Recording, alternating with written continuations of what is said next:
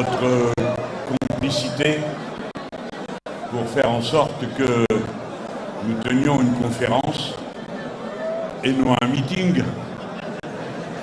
Je voudrais, par mes premiers mots, remercier les maîtres, femmes et hommes, nos chers professeurs, qui sont les transmetteurs de savoir, à qui vous devrez, jeunes gens, d'une manière ou d'une autre, votre futur.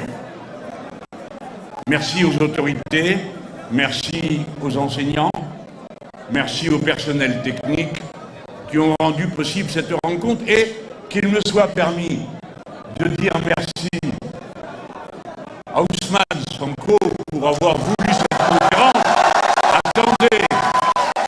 Attendez, le meilleur est à venir. Et à vous aussi, monsieur le recteur, car, voyez-vous, j'ai ici à Dakar une liberté de parole qui me vaudrait peut-être d'être poursuivi pour apologie du terrorisme dans mon pays. Et je ne manquerai pas de mentionner dans ma biographie qu'il m'a été plus facile de m'exprimer à Casablanca, à Kinshasa, à Dakar, que ce fut le cas à Bordeaux, à Rennes ou à Lille, où on m'interdit de parler. Alors, mes premiers mots seront pour confirmer les raisons pour lesquelles tant de gens préféreraient que je me taise. J'affirme ici à Dakar avec cette jeunesse que la jeunesse du monde entier est solidaire des Palestiniens massacrés à Gaza.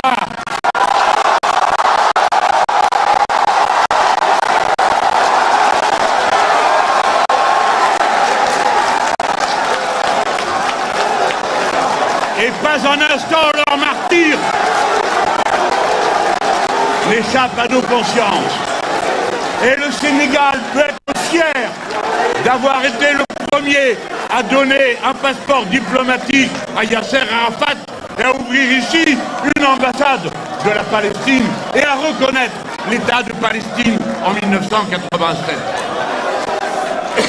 J'en viens maintenant, si vous le voulez bien, à l'objet de mon propos. Bien sûr, l'événement que nous vivons ensemble est exceptionnel pour moi comme être humain. Il est exceptionnel aussi comme intellectuel. On vous a dit que je suis l'auteur de quelques livres, mais je suis un des vôtres, étant non seulement diplômé de l'université française, mais je peux le dire en apprentissage permanent. Mais je ne perds pas de vue que ce qui est singulier à cet instant, non pas seulement l'instant où je vous rencontre, vous, dans cette salle, et où je parle aussi à ceux qui sont dehors et que je salue très amicalement, je sais que c'est un moment politique particulier. Et je veux vous en parler pour que, dans la ferveur du moment qui est partagé, on ne perde pas de vue ce qui est en cause, ce qui est en train de se faire. Le moment est historique parce que le Sénégal a ouvert par l'action de son peuple une voie particulière qui est celle de la révolution citoyenne, s'achevant après une résistance populaire payée de morts et de martyrs par une victoire électorale. C'est-à-dire par un processus que nul ne peut contester puisqu'il exprime sous sa forme la plus pure et la plus nette la volonté et la souveraineté du peuple sénégalais.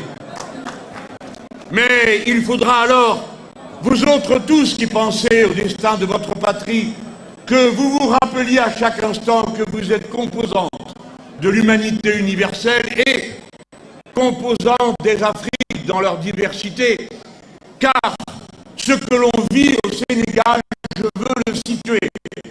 Après la grande vague qui partit dans les Amériques, et en particulier dans celle...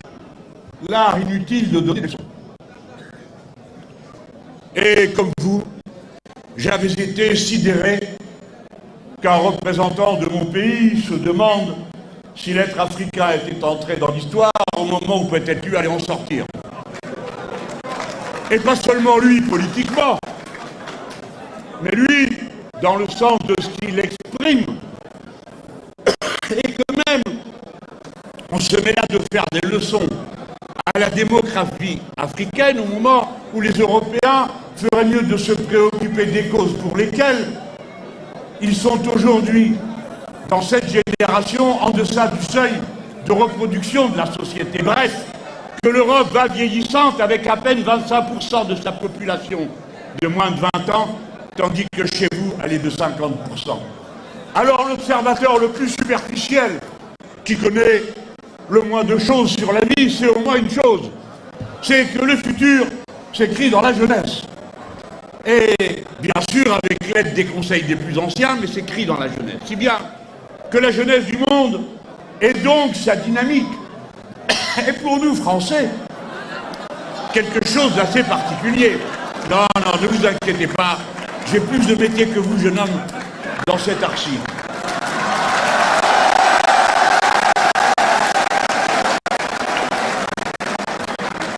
Donc, disais-je, et pour nous, Français, cela résonne d'une manière particulière, puisque nous avons en commun une langue commune. Et cette langue commune, il est temps de la libérer, elle aussi, par l'action d'une révolution citoyenne, de tous ceux qui auraient voulu en faire un instrument de pouvoir ou d'influence, alors quel est le moyen d'un autre objectif? Une créolisation intense de nos cultures, de nos mœurs, de leur manière d'examiner ce qu'il y a lieu de faire. La langue commune appartient à ceux qui la parlent, et ceux qui la parlent les plus nombreux, c'est vous.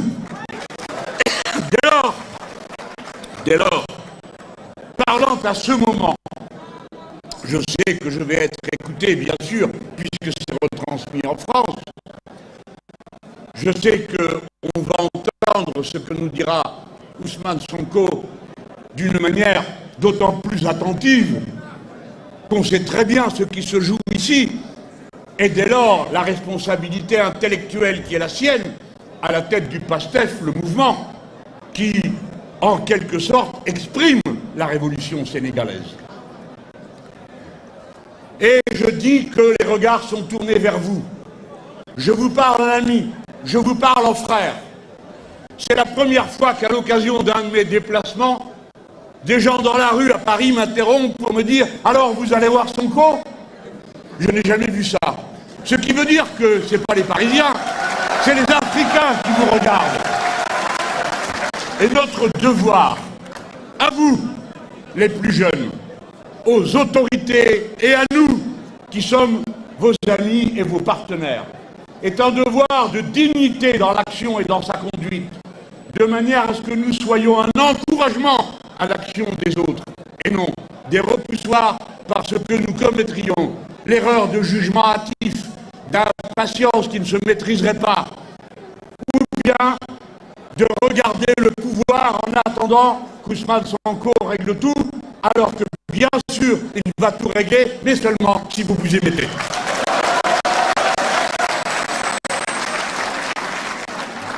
Je veux aussi dire, pensant à mes compatriotes et à ceux qui m'écoutent dans le monde, quiconque cherche à rompre le cordon ombilical qui unit chaque être humain à l'Afrique s'interdit de comprendre l'histoire, car l'histoire a commencé, s'est déroulée, a continué et rebondit aujourd'hui avec cette révolution en Afrique. D'abord, parce que les premières mondialisations sont celles qui ont résulté des migrations humaines. Les êtres humains sont toujours partagés entre le désir de rester pour vivre mieux et celui de partir pour trouver mieux. Mais ces départs, qui ont été un fléau pour les sociétés de départ, ont été un bienfait pour la communauté humaine et les sociétés d'accueil. Pourquoi? Parce qu'elles ont toujours été l'occasion d'apprendre. Et comme l'être humain n'appartient à aucun biotope particulier, sinon à l'écosystème global, L'être humain s'est donc enrichi de toutes ces expériences que la migration a permis de proposer ensuite à l'humanité tout entière. Il faut le comprendre pour comprendre le processus profond qui unit les premiers royaumes, qui unit la situation de l'Antiquité, par exemple soudanaise, avec celle de l'Égypte, puis ensuite avec celle de Sumer, et ainsi de suite. Ce lien, il faut le comprendre, et le comprendre dans sa réalité concrète. Il existe à travers les êtres humains qui échangent, qui partagent, qui se créolisent. Je n'ai pas dit qu'ils se métissent, je dis qu'ils se créolisent, c'est-à-dire suivant une invention des Africains eux-mêmes, déportés en esclavage, qui inventèrent la pratique de créer une langue, le créole, différente suivant les îles. Pourquoi faire? Pour pouvoir rester en humanité, c'est-à-dire pour pouvoir continuer à échanger avec les autres. Et non seulement échanger des idées et des mots d'amour, des mots de haine, mais aussi chanter, mais aussi faire le maloya de la Réunion, faire le tambour groka des Antilles, et ainsi de suite. Cette fécondation de l'humanité, par sa migration et par sa créolisation, sont précisément les deux vertus fondamentales de notre espèce, qu'aujourd'hui des courants que je ne peux pas qualifier de conservateurs, car il en est parmi les conservateurs de respectables, mais que je qualifierais tout simplement de racistes et d'ethnicistes, qui en méprisant les uns ou les autres, privent l'humanité de ces mélanges et d'abord leur propre peuple. Mesdames, Messieurs, après ce point en vient un autre. L'esclavage, puis la colonisation ont été infligés à l'Afrique comme la base sur laquelle ce qu'ils appelaient le doux commerce est devenu l'accumulation capitaliste primaire qui a permis ensuite de déverser ces capitaux et de faire naître le capitalisme lui-même en tant que mode de production dominant. S'il n'y avait pas eu l'esclavage, s'il n'y avait pas eu l'incroyable violence de l'esclavage, s'il n'y avait pas eu le crime contre l'humanité pendant 3 siècles de l'esclavage, dont je m'honore de vous dire que c'est à un insoumis que vous devez que le Parlement européen ait voté la reconnaissance de l'esclavage comme crime contre l'humanité. Cet homme s'appelle Younous Omarjee, et son nom, je crois, est à lui seul un récit. Donc, disais-je, cette accumulation a permis ensuite que ces capitaux produisent la modification des villes et ainsi de suite, jusqu'au point où le capitalisme étant devenu le mode de production dominant, il a bien sûr une histoire, il a changé à plusieurs reprises. Et à quoi bon répéter les catéchismes du siècle précédent? Mettons-nous à l'heure et comprenons que lorsqu'il a commencé à muter pour de bon, eh bien c'est en Afrique qu'il a fait ses expériences les plus pitoyables. Je veux dire les politiques d'ajustement structurel qui ont ruiné des États à peine naissants et qui ont ensuite propagé à la planète entière les méthodes qui avaient été expérimentées si brutalement sur les peuples d'Afrique. Par conséquent, il n'est pas une étape dans laquelle vous n'ayez été directement impliqué en première ligne de ce qui se passait dans l'histoire qui ensuite s'est répandue. C'est pourquoi je forme le vœu, à l'inverse, qu'au moment où vous entreprenez, vous autres Sénégalais, cette révolution citoyenne, elle ait la même capacité de propagation du bonheur qu'hier il y eut la capacité de propagation du malheur.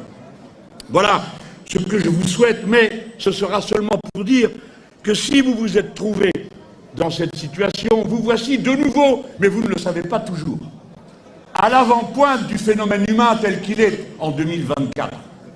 Et pour une raison qui ne doit rien à l'idéologie et qui doit tout aux faits. Quels sont les faits majeurs de notre temps?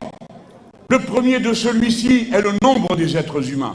Comprenez que les Européens s'en inquiètent, et aussi les Nord-Américains. Le nombre des êtres humains, parce qu'il aura fallu 300 000 ans pour atteindre le premier milliard d'êtres humains. Il n'aura fallu que 100 ans pour atteindre le deuxième. Et dans ma génération, on a connu 2 doublements de la population mondiale, ce que je ne vous souhaite pas, car sinon ça vous amènerait à 32 milliards d'êtres humains.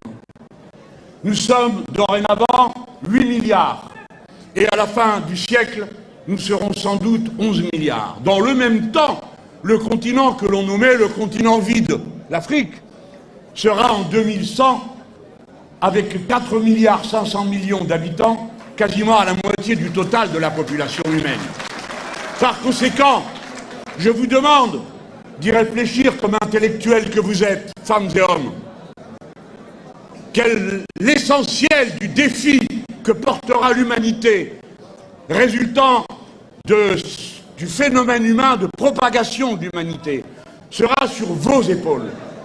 Vous êtes la première génération, n'applaudissez pas, la nouvelle n'est pas si fameuse. Vous êtes la première génération qui doit répondre à un défi dont l'enjeu est l'existence même de l'espèce humaine. C'est-à-dire, qu'allez-vous faire pour inventer un mode de production qui ne soit plus celui dans lequel nous vivons? Si tout le monde vivait comme des Sénégalais, il suffirait d'une planète pour y vivre. Mais si tout le monde vivait comme un Français, il en faut 5. Si tout le monde vivait comme un Nord-Américain, il en faut 20.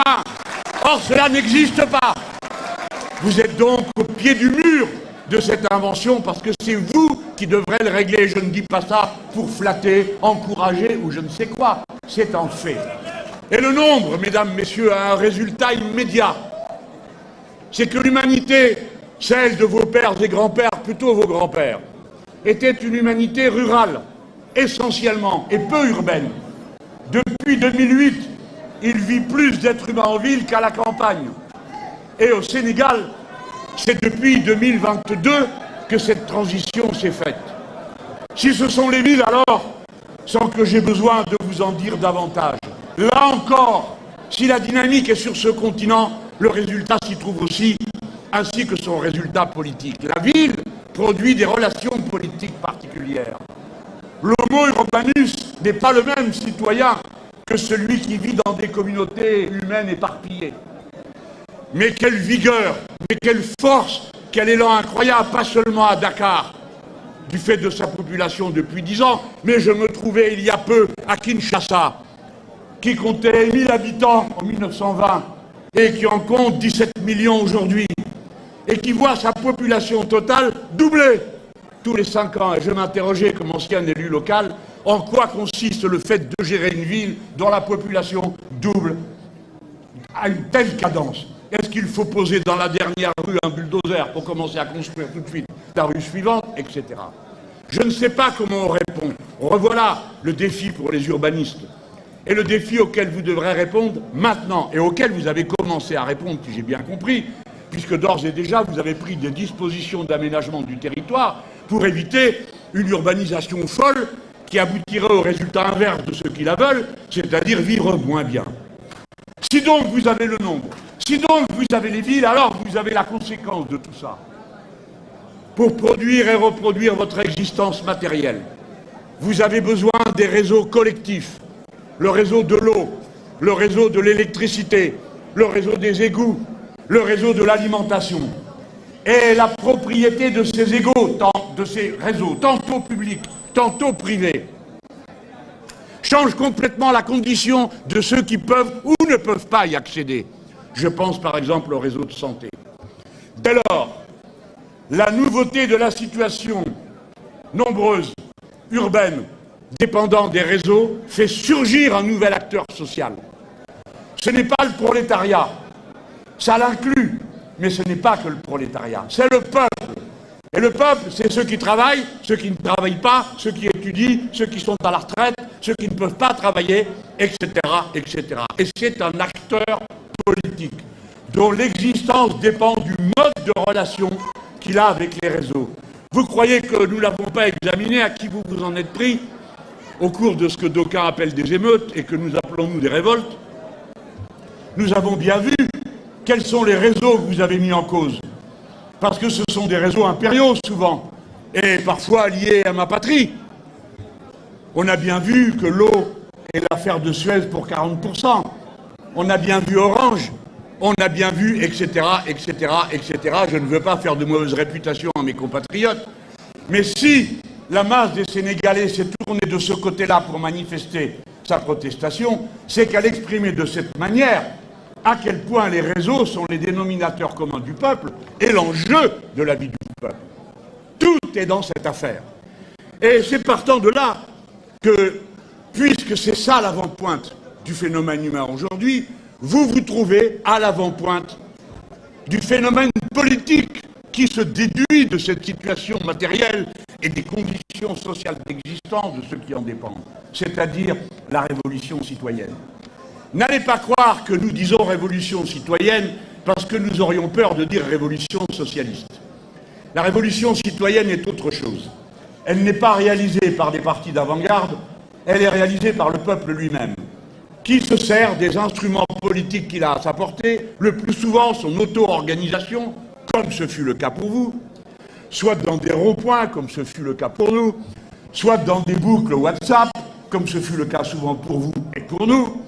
Bref, une auto-organisation populaire portant la mobilisation qui, dès lors, devient insaisissable aux puissants.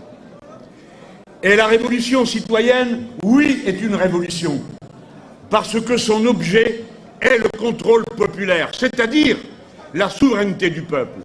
La souveraineté du peuple est l'objet de la révolution sénégalaise. J'en ai eu la confirmation en discutant avec Ousmane Sonko.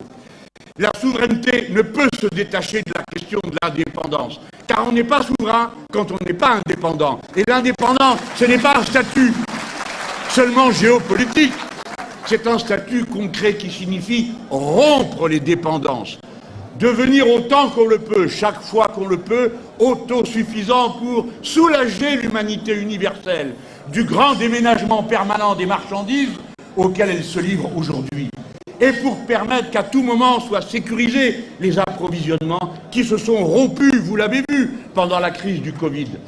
Si bien que tous ceux qui nous prenaient la mondialisation comme le sommet de ce que l'expérience humaine pouvait être, en oubliant de dire que leur mondialisation, c'est une nouvelle organisation du travail international reposant sur un seul et unique avantage comparatif.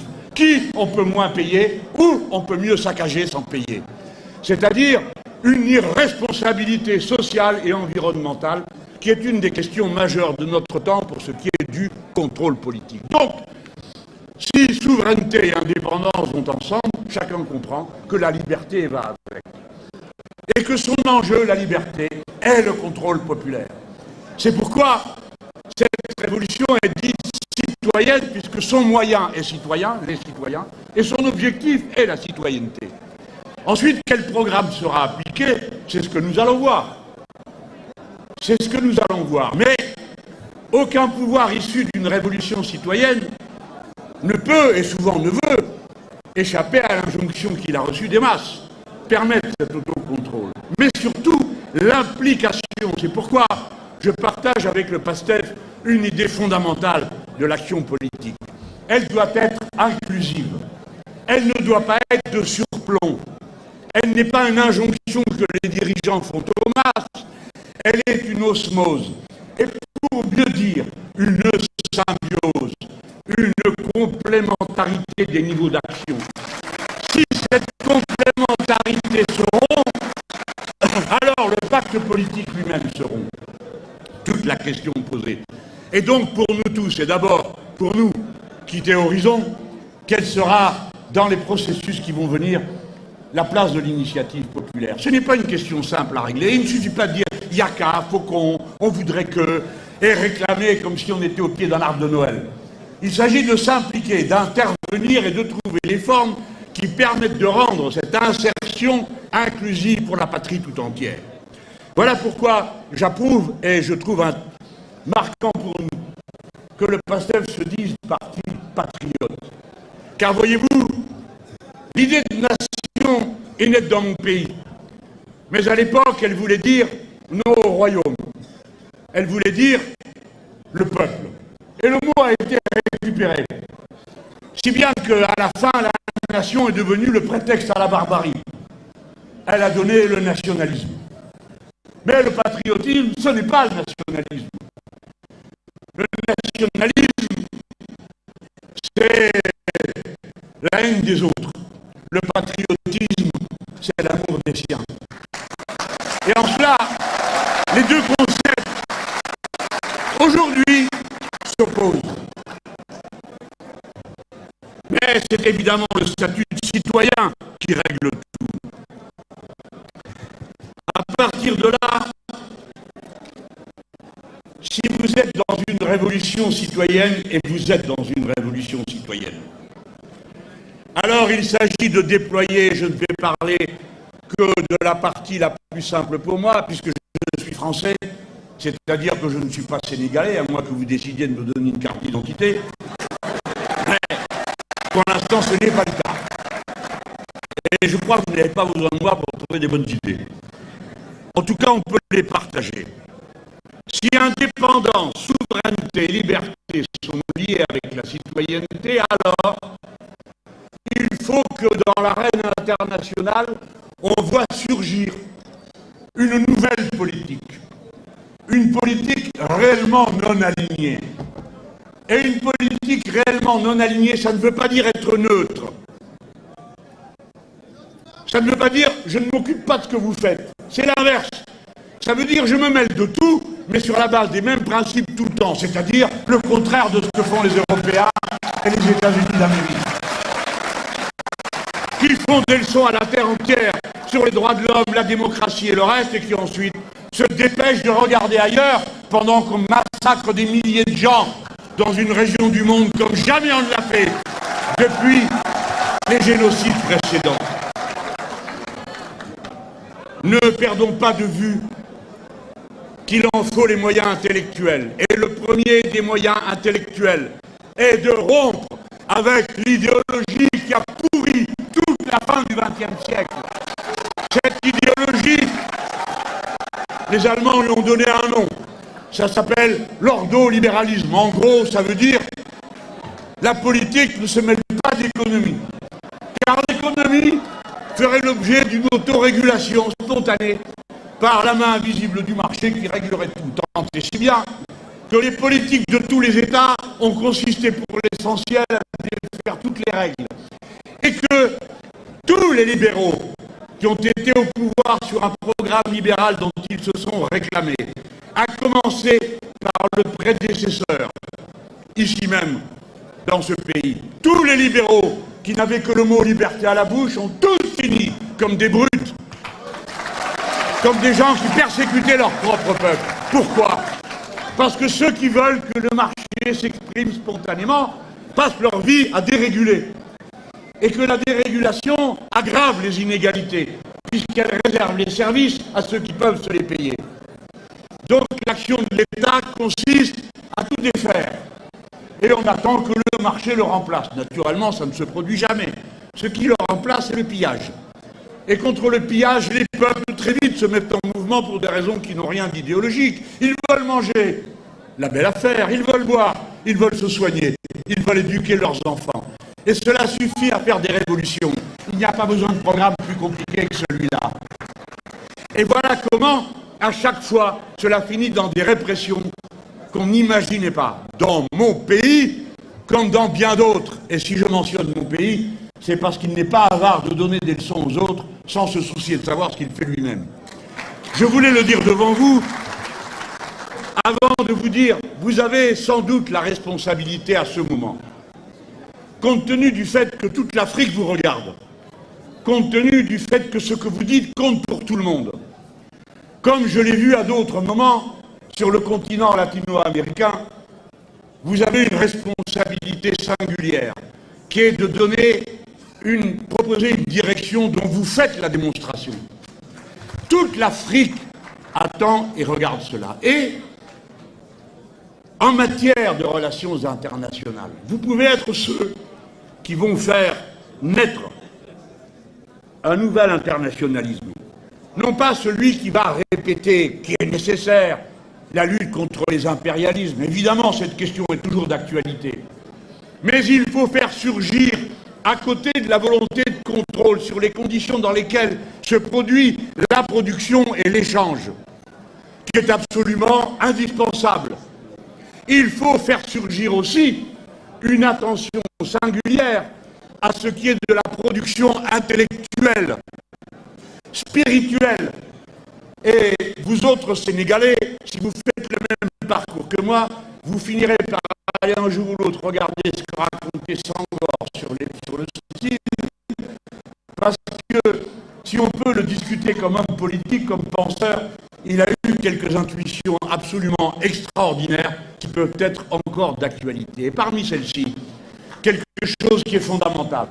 Oui, l'être humain est un être social. Oui, il doit produire et reproduire les conditions de son existence matérielle. Oui, c'est vrai, les conditions de production de l'existence matérielle déterminent des rapports sociaux et des rapports de domination. Mais les êtres humains sont des êtres de culture et ils ne peuvent être des êtres sociaux qu'en étant des êtres de culture, c'est-à-dire faisant transiter leurs relations sociales à travers des rites, des chansons, une langue, des costumes, des cuisines, des musiques, bref, tout ce qui fait cet à côté que dédaigne le plat matérialisme absurde des libéraux qui, naturellement, n'a rien à voir avec le matérialisme philosophique dont, pour ma part, je me réclame.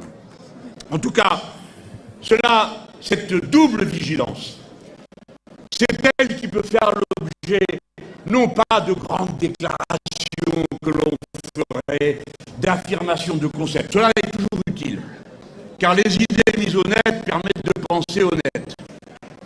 Mais ce dont nous avons surtout besoin, c'est de programmes concrets. Dans mon pays, le mouvement insoumis n'existe que par son programme, puis par le mouvement qui accompagne ce programme. Pouvons-nous avoir un programme pour un nouvel internationalisme? Ce pourrait être, on pourrait l'appeler nouvelle... Je ne vous entends pas, hélas, à cette distance. Un nouvel altermondialisme. Parce qu'il tiendrait compte de ces deux objets. Je vous rejoins, Président Sonko, quand vous m'avez dit qu'il était temps de se préoccuper des productions comme l'intelligence artificielle et son contenu. Ah mais si vous voulez, j'arrête tout de suite. J'ai mal interprété, je n'arrive pas à interpréter les signes à cette distance. Je sais que c'est dur, il fait chaud. Donc la production intellectuelle est en soi un enjeu. Tous vous avez entendu parler de l'intelligence artificielle. Tous vous avez entendu parler de ChatGPT. Eh bien, mesdames, messieurs, ChatGPT apprend en anglais. ChatGPT traduit le reste et vous propose, à partir de ces traductions, bien sûr, la traduction est la démonstration de l'universalité de l'être humain. Mais il existe d'autres systèmes. Les chercheurs du CNRS en ont mis un au point. Il s'appelle Blum. Mais lui, il apprend 46 langues, dont une dizaine de langues africaines. Et bien sûr que c'est un enjeu de savoir comment rentre l'information, car cela détermine comment ensuite elle va sortir et dans quelles conditions elle va être traduite. Car la traduction, c'est aussi à la fois l'universel et le fait qu'on ramène à un socle commun. Si vous voulez que tout soit ramené au sabir des boutiques d'aéroport, qui est aujourd'hui l'anglais, et à l'incroyable simplification de la réalité que contient cette langue à cette étape, en tant qu'outil d'intervention entre les êtres humains, alors il n'y a qu'à laisser faire ChatGPT. Mais si l'on veut que l'intelligence artificielle soit réellement une intelligence humaine, il faut qu'elle prenne en compte la diversité humaine elle-même. Or de cela, il n'est jamais question. Il faut qu'il en soit question. De même, la propriété des savoirs scientifiques ne doit plus pouvoir être privatisée. Dans mon pays, jusqu'à 1959, il était interdit de déposer un brevet sur un vaccin. Il faut donc que soit porté comme une cause commune politique, je ne dis pas par les États, bien sûr par les États, mais par les militants, par les partis politiques, le fait que nous réclamons l'accès libre à tous les savoirs scientifiques de toute l'humanité. Parce que, voyez-vous, c'est à ce prix que la culture cumulative des êtres humains peut se diriger dans le sens du progrès. Sinon, la culture cumulative ne sera rien d'autre qu'une addition de segments et de compartiments de propriété privée de savoir dont ceux qui ne peuvent se les payer seront définitivement privés. Si nous voulons que le savoir soit un bien commun, comme doivent l'être absolument, radicalement, les biens communs comme l'air, comme l'eau, puisqu'aucun d'entre vous, aucune d'entre vous ne peut s'en passer.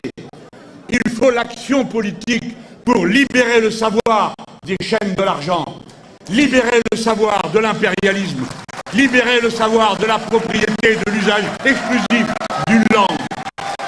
C'est une tâche politique. Et vous autres, vous devrez réfléchir parce que tout à l'heure j'ai parlé du phénomène urbain. D'ici à 2050, il va falloir que vous trouviez la solution pour loger sur le continent africain 850 millions de personnes, c'est-à-dire autant que toute la population des États-Unis, du Mexique et de l'Union européenne. Et cette incroyable population, elle a d'abord comme premier devoir, premier besoin, le besoin humain fondamental, la transmission du savoir. Le savoir que la famille transmet, bien sûr, et donc les conditions de la socialisation familiale qui dépendent de beaucoup de conditions matérielles dans la vie en ville, mais également la transmission intellectuelle.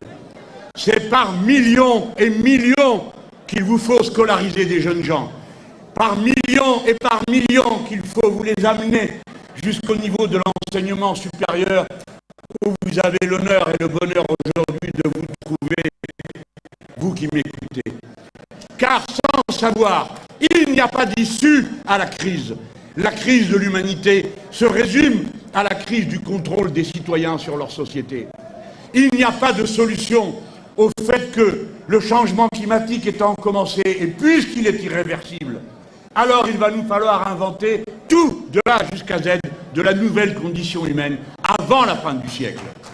C'est le message qu'avant tout je veux vous faire passer. Mais politiquement, nous ne sommes pas non plus à croire que nous vivons seulement dans le choc des idées. Il y a le choc des puissances et des rapports de force sociaux et financiers. Dès lors, je crois qu'on peut aller dans la direction dans laquelle les Chinois, un temps, nous ont proposé d'aller. C'est-à-dire que le monde soit dorénavant bénéficiaire d'une monnaie commune et que le privilège de la monnaie commune ne soit pas abandonné aux États-Unis d'Amérique qui en font l'usage que vous savez, qui est d'imprimer des billets tant et plus et d'avoir pour principale activité économique en vue l'économie de guerre. Il faut qu'on puisse avoir une monnaie commune.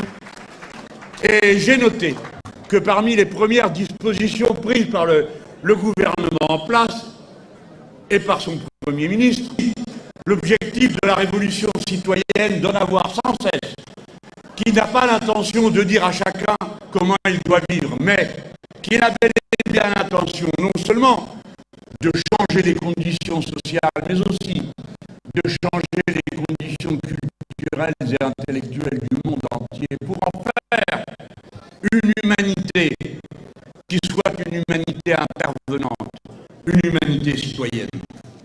Je vais maintenant conclure en me faisant un instant sénégalais.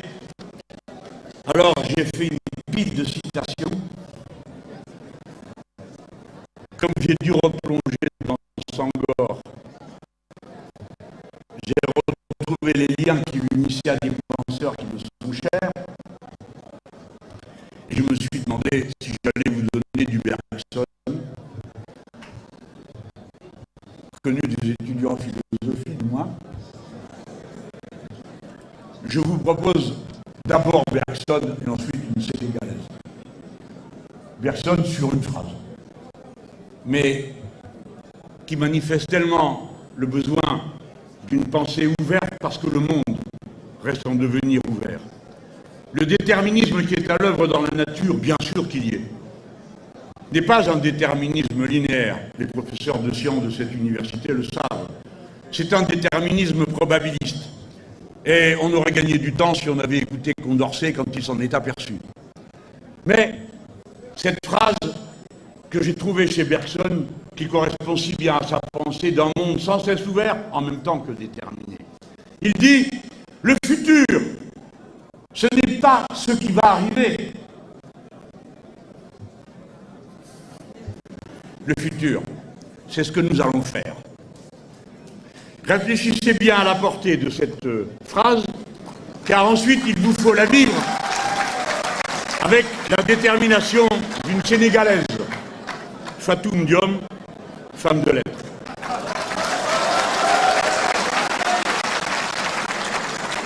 Chaque pas mène vers un résultat escompté. L'espoir alors se mesure au degré de combativité. Bon courage.